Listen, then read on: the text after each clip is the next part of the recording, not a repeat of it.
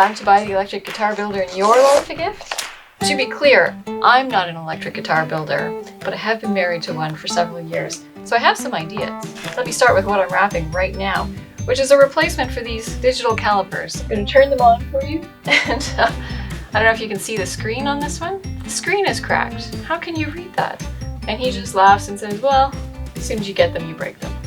So I think it's time. One of the problems with being an electric guitar builder is you keep building electric guitars, but where are you going to put them when they're done? They need a place to live. So wall storage is a nice idea if you can find a clean space of wall that doesn't have children or pets near it. Every guitar will fit in the little neck holder here, so I just bought him another one for that spot back there. One of the other things that I've bought Mike in the past is a guitar stand. But I've learned that not all guitar stands are created equally. So if you have a guitar like this one that's kind of symmetrical on the bottom, then it will sit quite nicely in a floor model like this, a floor stand. But if you have a guitar that's kind of jagged edged, kind of like this one, it's not going to sit level. This is just a mini guitar he's made.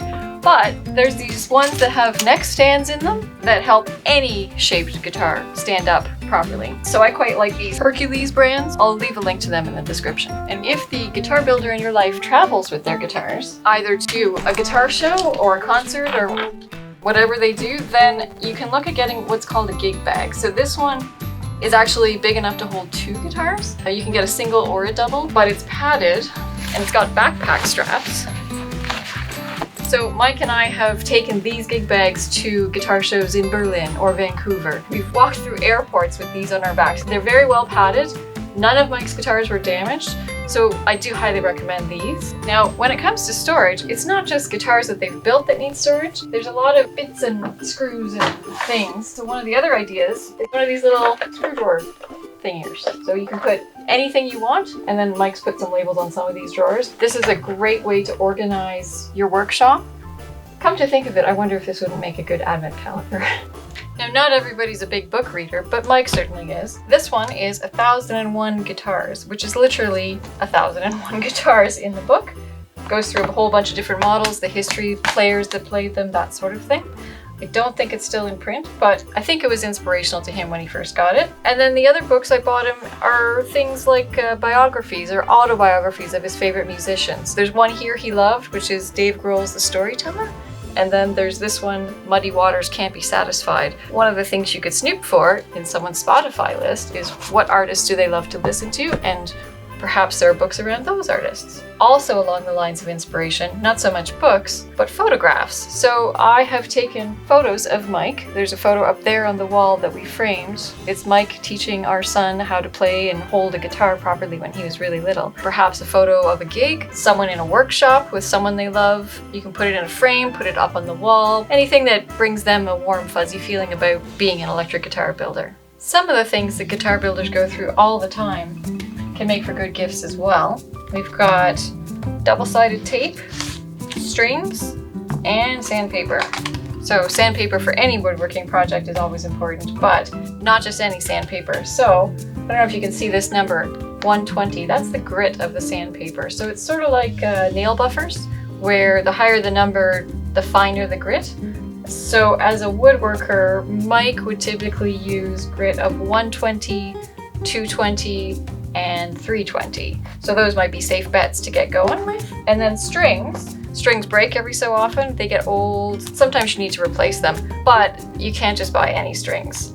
The brand becomes a favorite of guitar builders. So if you're willing to snoop around the workshop a little bit, you could probably look for a package that's about this size. The important thing to note though is these fine numbers at the bottom, which are the string gauges. So different players like different gauges. So if you can find a package like this, write all of them down, and then maybe look for this brand somewhere on the internet and buy more of them. Double-sided tape. Guitar builders use this to attach templates to the wood. So they buy patterned templates from Potvin Guitars or some manufacturer, use double-sided tape to stick them down and then cut them out. Mike has a whole video on which of the double-sided tapes you should pick, but this is one of his favorites. This tiny little screwdriver set. It's small enough to travel with. You can fit this in any guitar case, so if you're taking it off-site for a gig, it's really nice to have a screwdriver set around. And I'll show you why. You may not realize it, I certainly didn't notice it, but there are screws holding the pickguard in place. There are screws holding the bridge and the pickups in place. There are strap buttons that have screws. In the headstock, you've got the tuners that have screws. And you know what? None of them are standardized. So this little screwdriver kit has all kinds of sizes and shapes of tiny little screwdriver heads that fit in virtually every screw you're going to find. It's a good size for stocking stuffers. Next up, we've got this razor blade. Unlike any knife or other blade I've ever seen, it's very, very thin and very, very sharp. You can get a set of spare blades as well, but this is basically a tool that lets you MacGyver anything together, whether it's scraping or cutting fine notches to mark things. Guitar builders use these as a do-it-all kind of tool. And then also we've got the square, the Machinist Square, and that lets you sort of line things up neatly on a guitar, extend center lines, make sure everything is square. That's the name. I can't say enough good things about this bench mat. It's sort of like a yoga mat for a guitar. And this is a rolling neck rest, I think. I think that's what it's called. I'll put a link in the description. Whenever you have a guitar that has an angle in the headstock like this one, you can't lay it flat or else it'll damage the neck. But this bench mat, it's like a yoga mat for the guitar. It's very soft but strong, firm.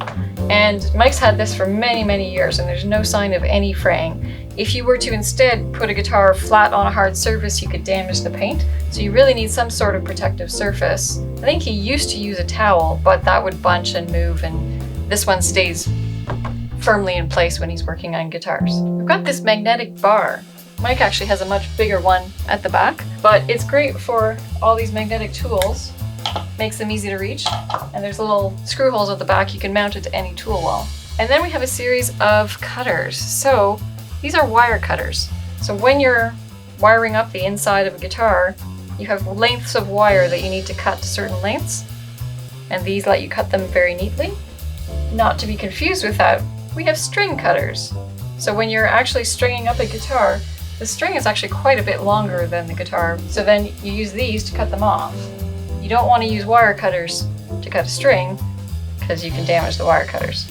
And then you have wire strippers. These actually let you cut the plastic covering off the wire. So if you see like a red wire or a blue wire, that colored coating needs to come off if you're going to solder the end to an electronic part.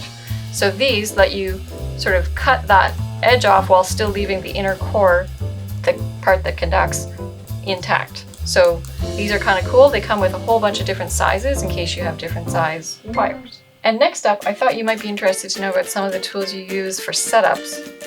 I'll show you. Start off with a straight edge. This is a very high quality straight edge. It's not a ruler. It's made of very high quality steel and it's very flat. And when you're building a guitar, you need to make sure your fretboard is completely flat. So it lets you make sure of that before you go too far. Next, we have this string action gauge, which is a ruler. So action is the height of the strings off the fretboard. If it's too close to the frets, you can get noise, so that's no good. But then the height sort of varies on how aggressively you want to play. So this has all kinds of very, very fine measurements on the side, and it has this neat conversion chart on the back too. And the third part of the basic setup set are these radius gauges. So these are useful for making sure that the radius of the fretboard, that's the curve, I don't know if you know that fretboards have a slight curve to them, matches the curve of the strings up top, so you can use them with the strings on. These parts of the set are sold separately, so you don't have to buy the whole set, but it makes a nice gift. And then there's this funky shaped doodad, not part of the set, but it's used to make sure that frets are level, or if there's a buzz, sometimes there's one fret that's a little bit higher. So it's got these different lengths to it because as you get further up, the space between the frets grows. So you want to get 3 frets on it at a time and make sure there's no rocking this way, otherwise the one in the middle would be high, which is a problem. So as you get closer down, you need to use the narrowest spot because the 3 frets are closer together. But again, no rocking, so these frets are level, but it's a neat tool anyway. This is a Scratchy pot and switch cleaning set. So it comes with this knob puller. So I guess knobs don't really screw in, they just pull off, but sometimes they can be a bit tight. So they sell this doodad called a knob puller that lets you put the feet around the knob like that. Push it down tight, and then pull it off fairly easily. And then you get access to the pot, or the potentiometer, which can be a little bit dirty over time. So you get this spray, spray it in there or in your switch, move it around a little bit, and that effectively cleans it and gets rid of maybe some scratchy noises that sometimes you hear from guitars. So this is a multimeter, this orange thing. I don't 100% understand how it works, but I know that it's important for an electric guitar builder to troubleshoot any sound problems in a guitar if your sound goes away.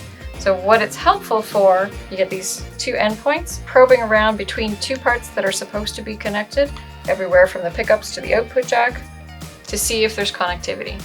Or if there's a fault, then you need to fix the wiring. We have this cute little soldering fan. You can buy spare filters, charcoal filters, but what it's really important for is soldering. So when you have a soldering kit, they often don't come with a fan, but you're causing fumes to go up, which are toxic. Not good to breathe. So if you get this little fan, the fan sucks the fumes into it through the charcoal filter, cleans it out on the way so that you're not inhaling that. Now, if the electric guitar builder in your life happens to be a fan of Mike Potvin or Potvin Guitars, you can also look into some of the swag in Mike's store.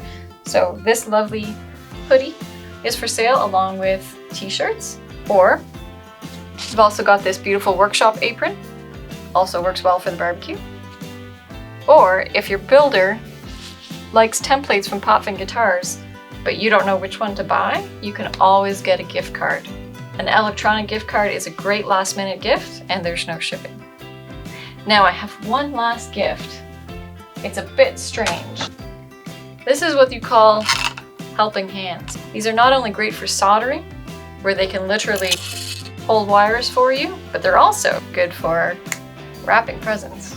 Please let me know in the comments if you found a gift that I haven't covered in this video that's landed well with your electric guitar builder.